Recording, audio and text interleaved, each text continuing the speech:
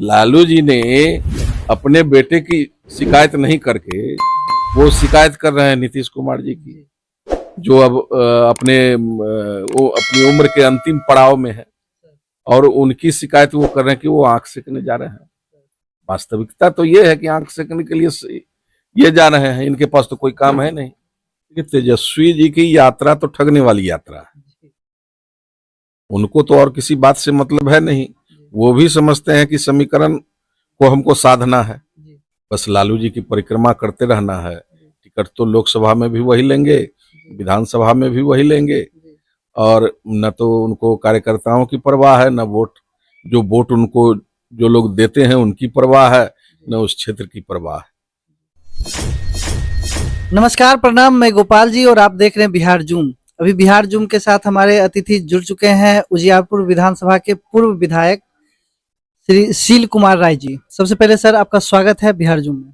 बहुत बहुत धन्यवाद। तो सर हम सबसे पहले जानना चाहेंगे कि आपकी राजनीतिक कैरियर की जो शुरुआत हुई थी सर, वो किस तरह हुई थी, क्योंकि आप प्रोफेसर भी अभी हैं। बिल्कुल जी।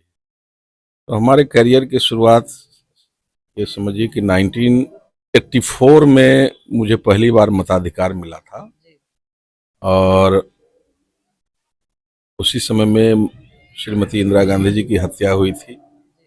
एक ग्लोबल लीडर के रूप में वो स्थापित थी उस समय में, और लगा कि श्रद्धांजलि देनी चाहिए उनको, और इसीलिए हम लोग वहां जाकर के तो दिल्ली जाकर के श्रद्धांजलि नहीं दे सकते थे, तो यहीं हम लोगों ने वोट के माध्यम से उनको श्रद्धांजलि दिया।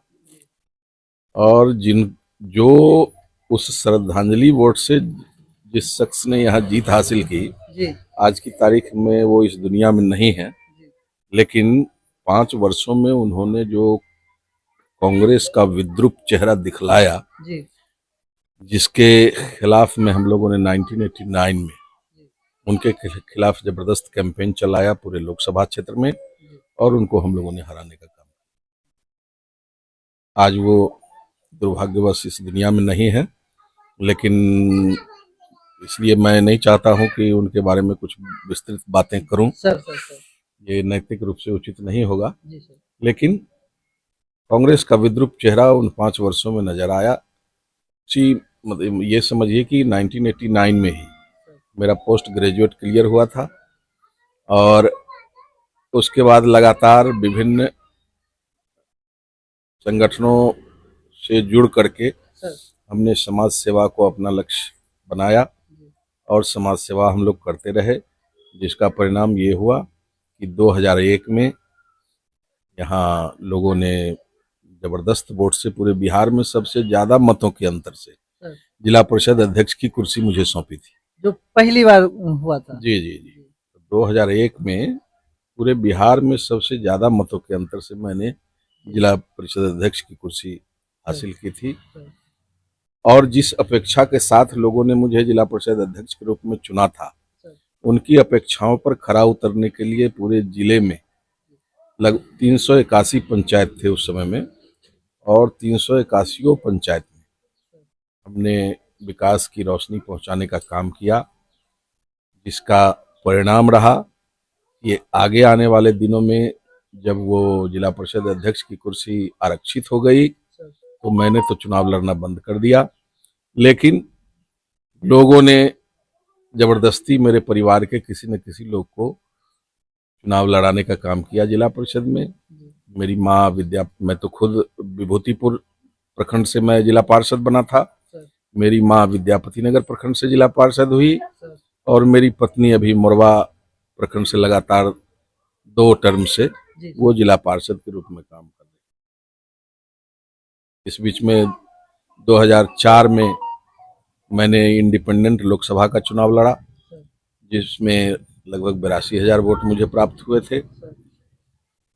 आगे चल करके 2005 में माननीय रामविलास पासवान जी ने मुझे लोजपा से अपना उम्मीदवार बनाया, दलसिंह सराय विधानसभा क्षेत्र से, और मुझे जबरदस्त जीत हासिल हुई उस चुनाव में, लेकिन सरकार बन नहीं पाई थी। और फिर पुनः जो चुनाव हुआ नवंबर में, तो उसमें चूंकि हमारे खिलाफ बहुत बड़े लीडर आ गए थे, उसमें विरोधी दल के नेता थे माननीय उपेंद्र कुशवाहा जी, जी जी वो आ गए चुनाव मैदान में नवंबर के चुनाव में, जी जिसका परिणाम निकला कि वो उन्होंने कुछ वोट काट लिया हमारा, जी और मैं मामूली मतों के अंतर से सर मैं चुनाव हार गया था। आरजेडी पुनः जीत गई।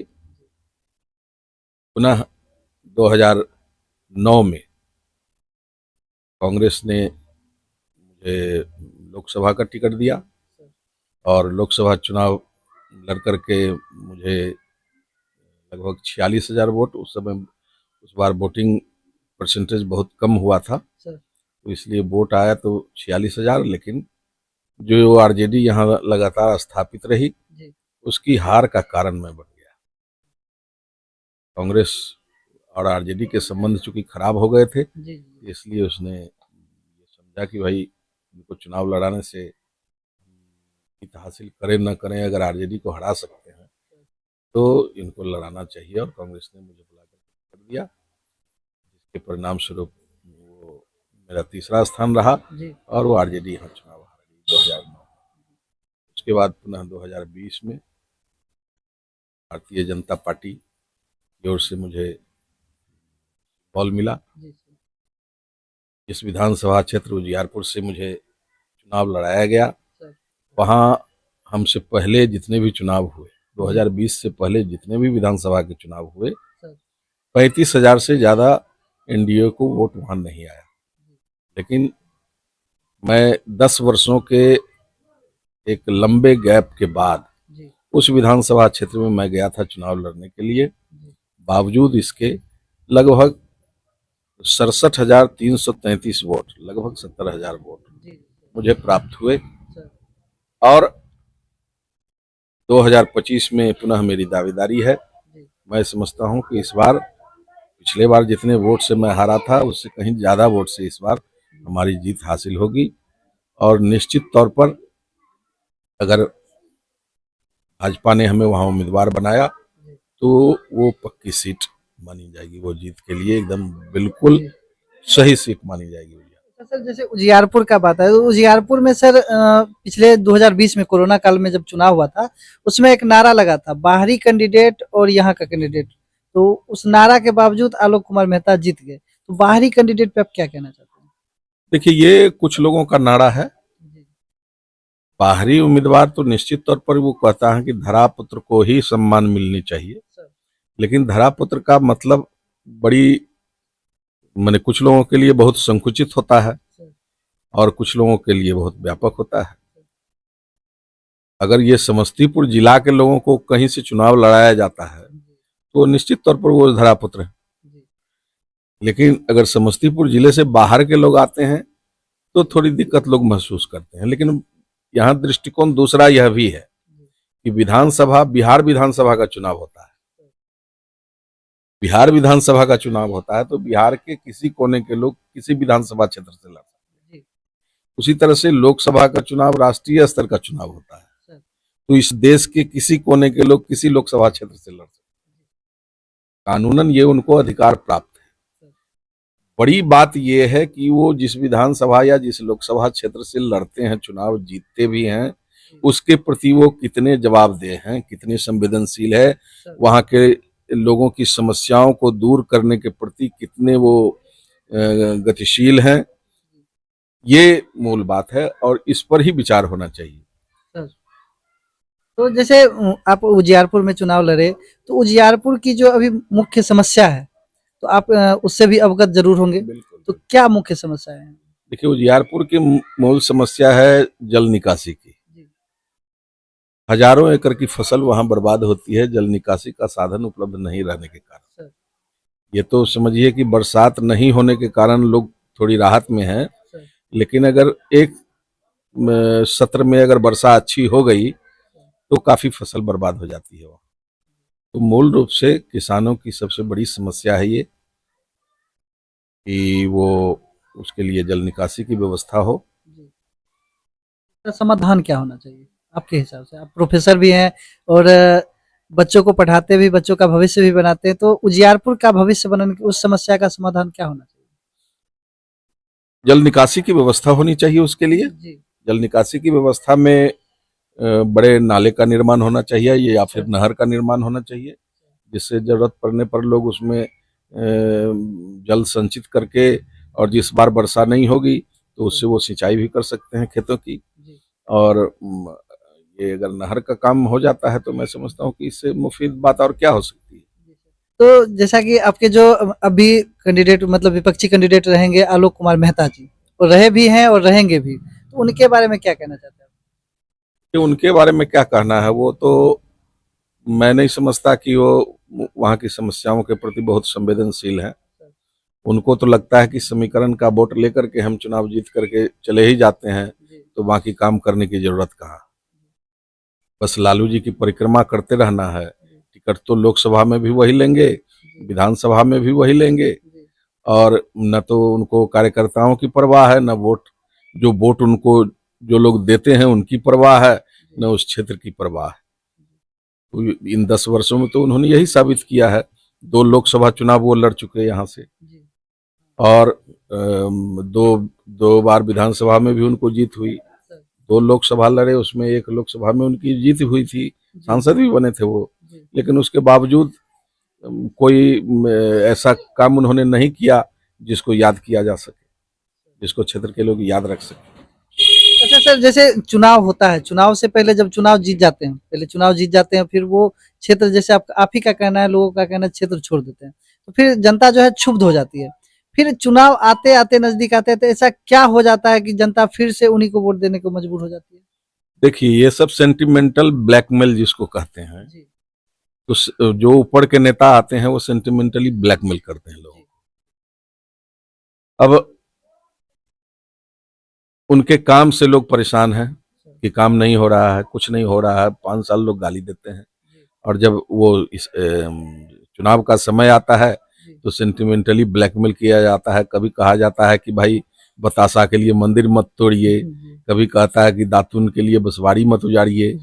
तो ये सब बातें कह कह करके उनको उनकी संवेदनाओं का दोहन किया जाता है, और उस समय वो समझ नहीं पाते हैं, या फिर संवेदना में इतने अंधे हो जाते हैं कि वो सही डिसीजन नहीं ले पाते हैं और बह जाते हैं। इधर लोग बहाता है, उधर बह जाते हैं। तो निश्चित तौर पर ये तो वहाँ के मतदाताओं को गंभीरता पूर्वक सोचना होगा कि हम इस तरह के बहकावे में नहीं आवें, और जो हमारी समस्याओं को दिन रात देखे, उसका समाधान करे, उसके समाधान की दिशा में प्रयास करे, हम उसको अपना वोट दें, ताकि कल को किसी तरह की दिक्कत नहीं हो, हमको किसी तरह की समस्या का सामना नहीं करना। तो अभी जैसा कि देखा जा रहा है कि नीतीश कुमार जी भी यात्रा पे निकले हुए हैं, जनसंवाद, और तेजस्वी जी भी यात्रा पे निकले हुए हैं, तो तेजस्वी जी की यात्रा पे क्या कहना चाहते हैं? तेजस्वी जी की यात्रा तो ठगने वाली यात्रा है। उनको तो और किसी बात से मतलब है नहीं। वो भी समझते हैं कि समीकरण को हमको साधना है, तो वो समीकरण साधने के लिए निकलेंगे। उनको लगता है कि उनका समीकरण दरकरार। देखिए, अभी जो 4 उपचुनाव हुए हैं 4 विधानसभा क्षेत्रों में, तो उन 4 विधानसभा क्षेत्रों में 3 सीट पर तो आरजेडी ही थी, लेकिन एक भी सीट वो नहीं जीत पाई, जबकि उनका भी गठबंधन है, महागठबंधन क्या कहते हैं उसको, इंडी गठबंधन। पहले इंडिया था, अब इंडी हो गया। नीतीश जी जब हट गए तो इंडी हो गया, इंडी अलायंस है उनका। तो इंडी अलायंस है, अलायंस के बावजूद वो किसी सीट पर वो जीत हासिल नहीं कर पाए। तो समीकरण दरक रहा है, तो उस समीकरण को बचाने के प्रयास में वो यात्रा पर निकल रहे हैं। नीतीश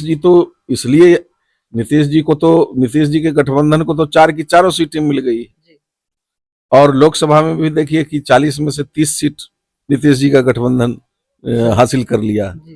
तो वो तो वास्तव में वो निकल रहे हैं कि भाई हम देखें कि और क्या हमसे कमी रह गई, हमने जो किया है वो पर्याप्त है या उसमें और कुछ कमी रह गई, उसको जानने के लिए वो निकल रहे हैं। तो इसलिए वो संवाद करेंगे कि भाई और कुछ दिक्कत हो तो आप हमको बताइए, सुझाव दीजिए। इसलिए नीतीश जी निकल रहे हैं। जो हम कर रहे हैं उसका लाभ आप तक पहुंच रहा है कि नहीं पहुंच रहा है, तो इसके लिए नीतीश जी निकल रहे हैं यात्रा पर। तो उनकी यात्रा तो वाजिब है। अब उस पर भी देखिए माननीय लालू प्रसाद जी ने क्या कह दिया कि आंख सेकने के लिए जा रहे हैं। आंख सेकने के लिए जा रहे हैं, तो तेजस्वी जी क्या करने जा रहे हैं? तो अब आंख सेकने की उम्र तो तेजस्वी जी की है। आंख सेकने की उम्र तो अब नीतीश जी की है नहीं। तो निश्चित तौर पर ये उनको खुद मूल्यांकन करना होगा। वो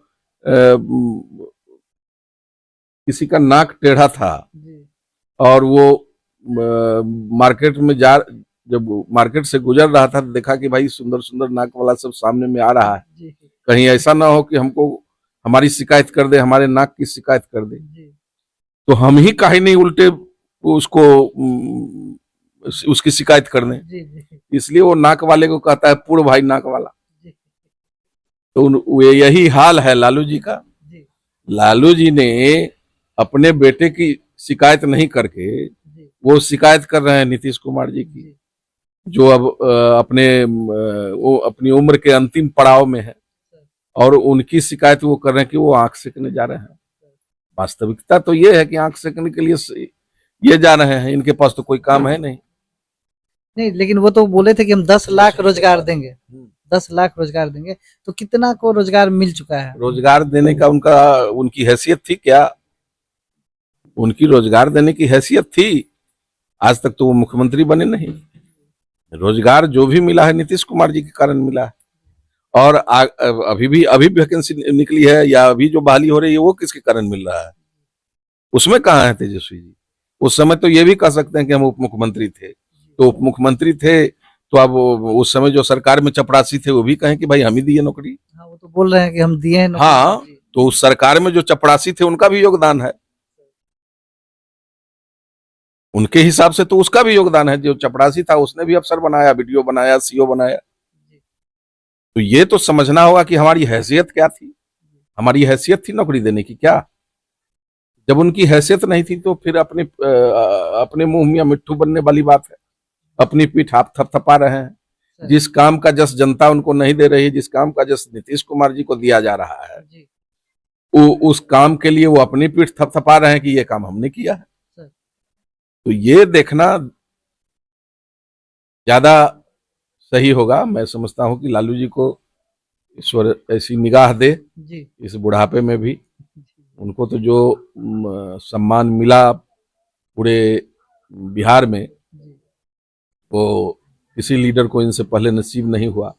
लेकिन उस सम्मान को सहेज करके वो नहीं रख पाए लालू जी, जिसके कारण जब वो सत्ता से दूर हुए तो आज फिर सत्ता में आने की छटपटाहट चाहे जितनी भी हो, लेकिन वो सत्ता में वापस नहीं आ पा रहा है। तो आपका कहना है कि आरजेडी का सरकार अब बिहार में नहीं बनेगी? कभी नहीं, कभी नहीं, कभी नहीं, कभी नहीं बनेगा। चूंकि उनके पास न कोई विजन है न कुछ है, बस सिर्फ वही चिल्लाते रहेंगे कि हमको 100% आरक्षण कर दीजिए। तो 100% आरक्षण कर दीजिए हमको। तो ये आपका शासन था उस समय, आपने क्यों नहीं किया? आरक्षण से देश का विकास होगा? नहीं, देखिए आरक्षण तो जरूरी है। जो लोग विकास की राह में पीछे छूट गए, अध्ययन अध्यापन जो समूह नहीं कर पाया, आगे आने वाले दिनों में अब कर रहा है, तो धीरे धीरे उसकी तरक्की भी हो रही है, उसको उसका लाभ भी मिल रहा है। तो आरक्षण तो तब तक चलना चाहिए जब तक गैर बराबरी समाप्त नहीं हो जाती। और माननीय हमारे नरेंद्र मोदी जी, हम लोगों को याद है कि जब जननायक कर्पूरी जी सभा करने निकलते थे, उन्होंने जब अंग्रेजी की अनिवार्यता समाप्त की थी मैट्रिक में, तब पिछड़े दलितों के बच्चे चपरासी और किरानी की नौकरी पा सके थे। बाद में फिर कर्पूरी जी को लोगों ने शिकायत किया कि भाई हम लोग तो चपरासी किरानी बन जाते हैं लेकिन डॉक्टर इंजीनियर तो नहीं बनते हैं। कर्पूरी जी कहते थे कि इसके लिए अंग्रेजी पढ़ना होगा, और अंग्रेजी नहीं पढ़ पा रहे हैं आप तो फिर हम लोगों की सरकार आने दीजिए, मेडिकल और इंजीनियरिंग की जितनी भी किताबें हैं हम लोग उसको अंग्रेजी से हिंदी में करवाएंगे, हिंदी में पढ़ाई होगी उसकी भी, तब आप लोग उसमें निकलिएगा। आज मोदी जी ने उस काम को पूरा किया। अरे माननीय प्रधानमंत्री, यशस्वी प्रधानमंत्री, और जिनको पूरी दुनिया जिनका जयगान कर रही है, ऐसे प्रधानमंत्री हमारे देश को मिले हुए हैं और निश्चित तौर पर उसका लाभ भी हम लोगों को मिल रहा है। आज उन्होंने देखिए कि सारी किताबें हिंदी में करवा दी, जिसके परिणाम स्वरूप बड़ी संख्या में लोग डॉक्टर, इंजीनियर, IAS, IPS हो रहे हैं, पिछड़े दलित समाज के लोग भी। तो ये एक बड़ा परिवर्तन है। आज जननायक कर्पूरी जी को भारत रत्न सम्मान देने का भी उन्होंने काम किया, जबकि जो लोग अपने आप को कहते हैं कि हम कर्पूरी जी के शिष्य हैं, उन लोगों के बल पर केंद्र में जो कांग्रेस की सरकार टिकी रही, कभी उन लोगों ने दबाव नहीं बनाया कि कर्पूरी जी को भारत रत्न दिया जाए। अच्छा सर, एक सवाल है जो गांव में अगर कोई पंचायत के कोई मुखिया जी एकाएक जीत जाते हैं, ठीक है, तो जीतने के हमको लगता है जीतने के 6 महीने के अंदर उनके पास फॉर्च्यूनर आ जाता है, रेंज रोवर आ जाता है, मतलब बड़ी बड़ी गाड़ियां, और दिखावा थोड़ा सा करते हैं। आपका जो इतिहास रहा है तो पूरा परिवार ही जिला परिषद ही रहे, जिला परिषद सदस्य रहे हैं, विधायक जी हुए हैं, खुद प्रोफेसर भी हैं, तो ये सिंपल जो है, एकदम सिंपल जिसको कहता है, इस तरह का क्यों? देखिए, हम लोग विशुद्ध रूप से जनसेवा के लिए, वो हमारे समझिए कि जीन में है ये चीज। मेरे पिताजी कर्पूरी जी के अनन्य सहयोगी थे और यूनिवर्सिटी के ऑफिसर भी थे, यूनिवर्सिटी लाइब्रेरियन थे। प्रोफेसर रैंक में उनकी तनख्वाह थी।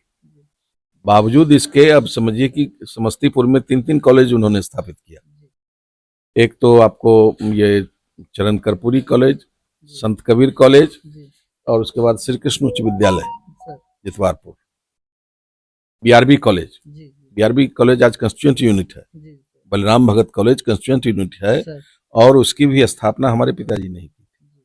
उसके बाद चरण कर्पूरी कॉलेज, उसके बाद फिर संत कबीर कॉलेज, तो 3 कॉलेज उन्होंने दिया। अब आप ये मानिएगा, जब वो उनको महीने में तनख्वाह मिलती थी मुजफ्फरपुर में, तो तनख्वाह लेकर के जब आते थे, और उस समय कॉलेज के लोगों को तनख्वाह नहीं मिलती थी, तो वो अपना सारा पैसा, जितना शेयर बनता था, सब कॉलेज के प्रोफेसर को बांटते थे।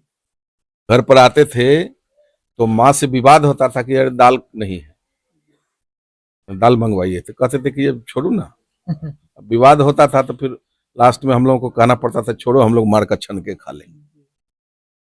तो मार का छनका बना करके हम लोग खाते थे। तो ये हम लोगों के खून में है समाज सेवा।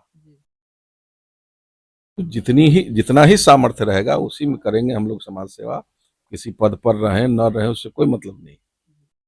सर, इस बार का इलेक्शन आपके लिए 2025 का इलेक्शन कितना चुनौतीपूर्ण रहेगा? मैं समझता हूं कि अब कोई चुनौती नहीं है हमारा उजियारपुर विधानसभा क्षेत्र में। जीते हुए हैं? हाँ, वो जीते हुए, कोई चुनौती नहीं है। पिछले बार तो चूंकि लास्ट आवर में हमको टिकट मिला मात्र 10 रोज पहले, कोरोना भी था और कोरोना काल भी था उस समय में, तो बहुत ज्यादा समय हमको नहीं मिल पाया। बावजूद इसके जो पहले से एनडीए को जितना वोट मिलता था उसको हमने दूना लगभग कर दिया।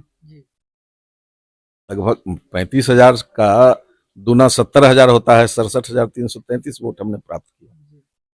जबकि हमारे विधानसभा क्षेत्र में किसी बड़े नेता की कोई सभा भी नहीं हुई, कोई चुनावी सभा हमारे क्षेत्र में। बावजूद इसके वो वोट डबल हो गया। तो इस बार तो सवाल ही नहीं है। लगातार मैं उस क्षेत्र में सक्रिय हूँ, एक एक दरवाजे पर मैं जाता हूँ, उनकी समस्याएं सुनता हूँ, उसका निराकरण करता हूँ। तो निश्चित तौर पर हमें विश्वास है, हमारा भरोसा है कि हम काफी मतों के अंतर से वहां चुनाव जीतेंगे। सर, एक लास्ट सवाल है आपसे युवाओं के लिए, क्योंकि आप प्रोफेसर हैं इसलिए मैं ये पूछ रहा हूँ सर, कि जैसे आप बच्चों को पढ़ाते हैं तो पढ़ के उनको ऐसा क्या करना चाहिए जो रोजगार के लिए दूसरों को देखना ना पड़े, दूसरे का चेहरा ना दिखे? देखिए, हमारी सरकार ने तो बहुत सारी स्कीमें लाई है इस दौर में। आप 10,000 रुपये से लेकर के और 20 लाख रुपए तक का, 50 लाख रुपए तक का आप लोन ले सकते हैं व्यवसाय करने के लिए। आपको ये साबित करना होगा। आप कहते हैं 10,000 में क्या बिजनेस होगा, लेकिन 10,000 रुपया लेकर के और आपको ये साबित करना होगा कि आप व्यापार के लिए कितने संवेदनशील हैं, व्यवसाय के लिए कितने संवेदनशील हैं। आप पहले 10,000 रुपया लीजिए। कोई आपको मॉर्गेज नहीं देना है, कोई गारंटी नहीं देनी, और सरकार खुद इस बात की गारंटी लेती है। आप मोदी जी ने कहा कि मेरी गारंटी पर लोन दो, और लोन बैंक दे रही है। लोग, बहुत सारे लोग व्यवसाय कर भी रहे हैं। तो 10,000 रुपया लेकर के अगर आप सरकार को सधा देते हैं, वापस कर देते हैं, तो फिर आगे आपको 20,000 मिल जाएगा, 50,000 मिल जाएगा। फिर आपको लाख रुपया मिल जाएगा, फिर 5 लाख मिल जाएगा, 10 लाख मिल जाएगा। तो ये व्यवसाय के माध्यम से, चूंकि नौकरी जो है वो नौकरी का पद गिना चुना है, कोई भी सरकार सभी लोगों को नौकरी नहीं दे सकती है, लेकिन वैकल्पिक व्यवस्था जो होनी चाहिए वो तो सरकार की जिम्मेवारी है। और इस जिम्मेवारी में, उस जिम्मेवारी के निर्वहन में हमारी सरकार पूरे तौर पर खड़ी उतर रही है। उसको 100 में 100 अंक इस बात के लिए मिलना चाहिए कि उसने रोजगार का वैकल्पिक माध्यम प्रस्तुत किया है और उस दिशा में लोगों को आगे बढ़ना चाहिए। आप ये समझिए आप कि हमारे माननीय प्रधानमंत्री जी ने 2047 तक का लक्ष्य रखा है इस देश को विकसित राष्ट्र बनाने का। और विकसित राष्ट्र कब बनेगा? जब गरीबी रेखा से नीचे जीवन बसर करने वाले जो लोग हैं वो राष्ट्रीय औसत आय उनको भी होने लगेगी, तब जाकर के हम विकसित राष्ट्र की श्रेणी में आएंगे। तो 2047 तक, 24 है ये 23 साल और 23 साल में हमको इसको विकसित राष्ट्र बनाना है, ऐसा हमारे माननीय प्रधानमंत्री जी ने संकल्प लिया है। तो उस दिशा में यह मील का पत्थर यह योजना साबित होगी। जो मुद्रा लोन योजना है ये मील का पत्थर साबित होने वाली है, आप देखिएगा। तो उजियारपुर की जनता को क्या कहना चाहते हैं आप? मैं यही कहना चाहूंगा कि तमाम उजियारपुर की ही जनता को नहीं, पूरे जिले की जनता को और पूरे राज्य की जनता को, कि मोदी जी के हाथों को आप मजबूत कीजिए, नीतीश कुमार जी के हाथों को मजबूत कीजिए, चिराग पासवान जी के हाथों को मजबूत कीजिए, जीतन राम मांझी जी के हाथों को मजबूत कीजिए। निश्चित तौर पर हमारी सरकार जो बिहार में भी बनेगी, केंद्र में है ही, केंद्र में आप लोगों के ही बलबूते ही वो सरकार बनी है। और अगर आप बिहार में भी एनडीए गठबंधन की सरकार बनाते हैं तो दिन दुनी और रात चौगुनी बिहार की तरक्की होगी।